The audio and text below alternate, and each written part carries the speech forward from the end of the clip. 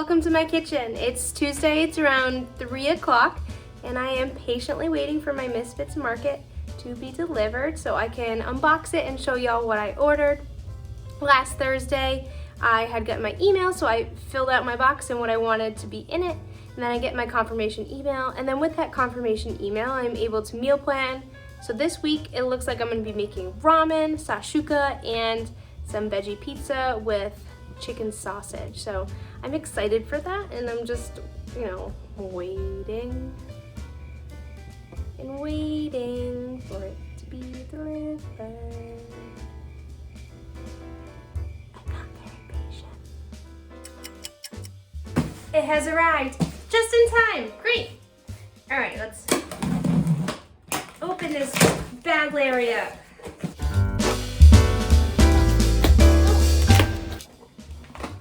Some really beautiful Swiss chard, some dino kale. Oh, I was so excited for these baby bok choy.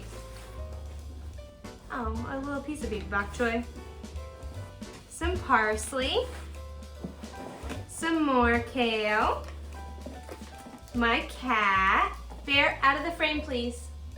Thank you for listening. Oh, what's in here?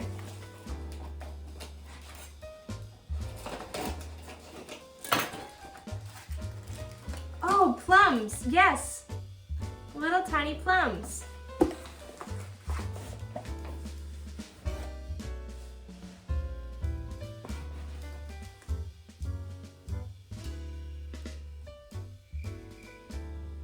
I know I put watermelon radishes to pickle. Bear, come on, Bear. I hope these are watermelon radishes. They kind of look like turnips. I don't know, I guess we'll figure out when I have to cut them open. Granny Smith apples, an onion, bell peppers, another onion, some potatoes, and then another little package. Oh, and those are Roma tomatoes in there. Let's just open it up though. Roma tomatoes. All right, so here's my haul over here. Bear is assisting me once again. I plan on using all of this kale and the Swiss chard and these green peppers for the veggie pizza. And I also have some jarred pesto I'm gonna use with that too. And then with these tomatoes, I'm also gonna add them to my shakshuka. I have canned peeled whole tomatoes as well. I'm gonna add some onion that will also be for the shakshuka, the bok choy, the radishes, some of the bell peppers. Jesus, Bear, like somebody's got attachment issues. He's gonna have a really hard time when I have to go back to work. Please move, thank you, sir. Thank you. What was I saying?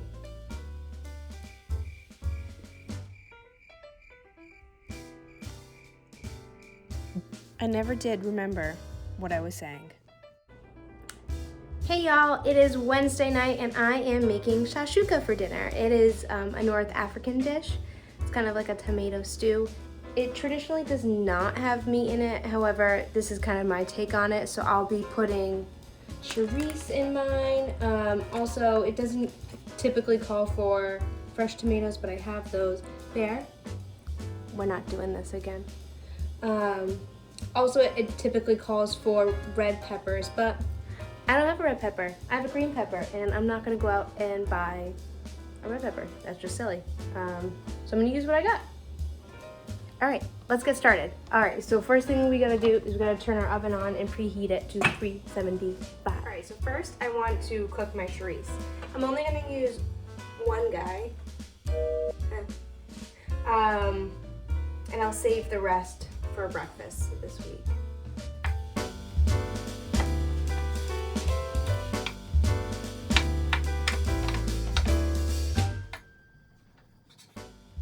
I forgot to tell y'all, before you cut up your chorizo, you want to get a pan going with some oil on it. So it'll crisp up nice. All right, so just put your chorizo in your hot pan. Hear that sizzle? It's getting nice and crispy. You can cut up your bell peppers, whatever kind you got. This one was from last week, so. And that'll go to the chickens. So I saw this trend on TikTok that involves onions, because you know cutting up onions suck and you usually cry. However, apparently, if you take a moist towel next to it, you won't cry. I guess the acidity is attracted to wetness, so they go to our tear ducts. I don't know. Either way, let's see if it works. Let's see if I cry. All right, wet rag.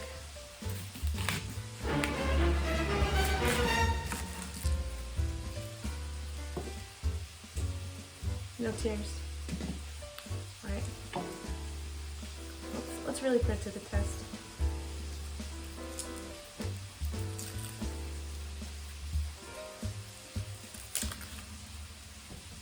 No tears. It works.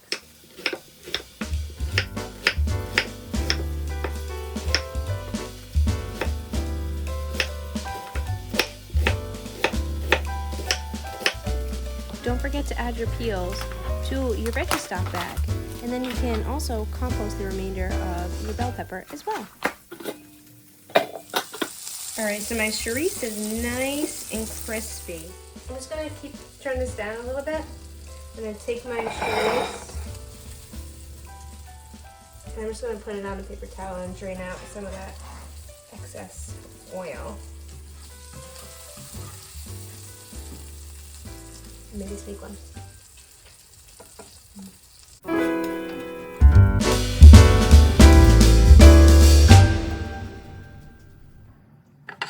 Okay, so to that hot pan, I'm gonna add my onions and my bell pepper. I'm gonna turn the heat back up a little bit.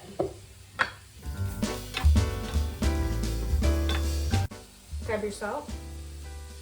Nice generous amount of salt and some pepper.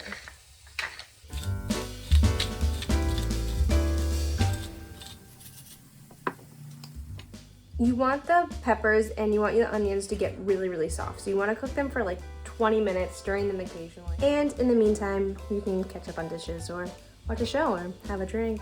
Pet your dog. All right, so it's been about 15 minutes and these are looking pretty soft. So while those finish up, I'm just gonna slice up some garlic and then roughly chop up these tomatoes. Don't forget to add your garlic peels also to your kitchen scrap bag. All right, so I have my sliced garlic. I'm just gonna add that now. And then now this is also time to add some spices. If you like it spicy, you can add some cayenne. But if you're using chorizo already, it's not necessary for you to add cayenne too. I mean, totally just spice preference. Paprika is a must. The New York Times recipe calls for sweet paprika. I don't have that, so I'm not gonna use that. I'm gonna use regular. And then cumin. Absolute must. I'm gonna add that too. And you're just gonna cook that up until it's nice and fragrant.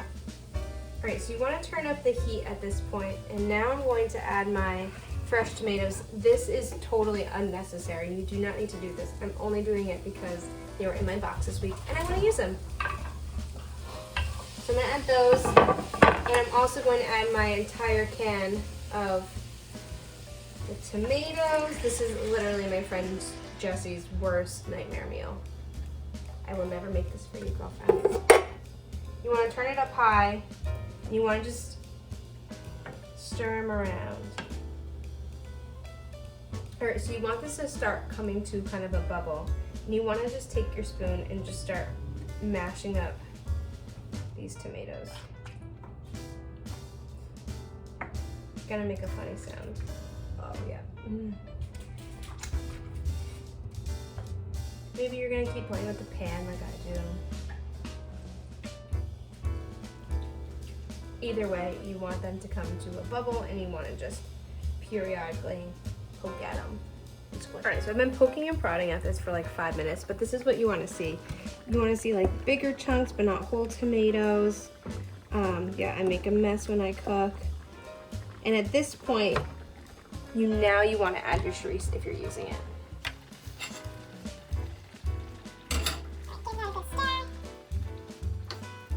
It smells so good. Let these kind of marinate together and hang out for a few, and then we'll do a taste test.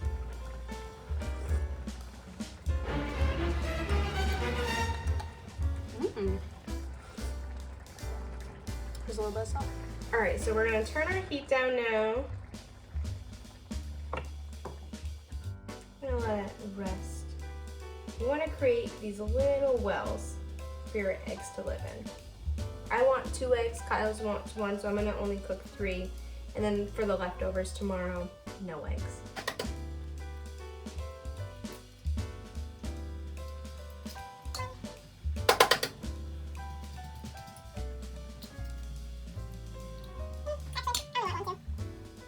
Okay, turn this off. Excuse me, dog. Tuckerman! No!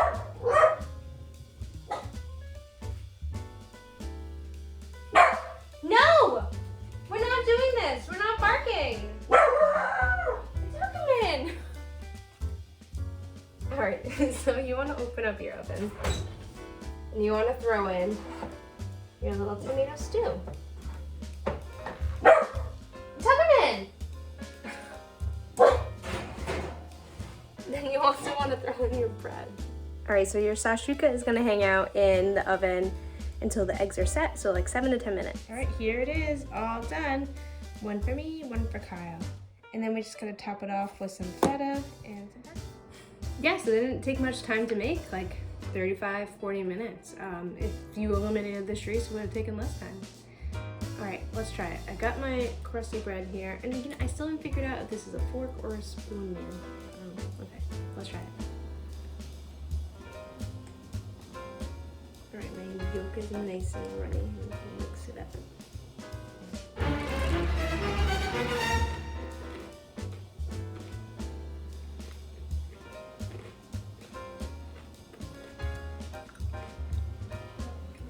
That's good.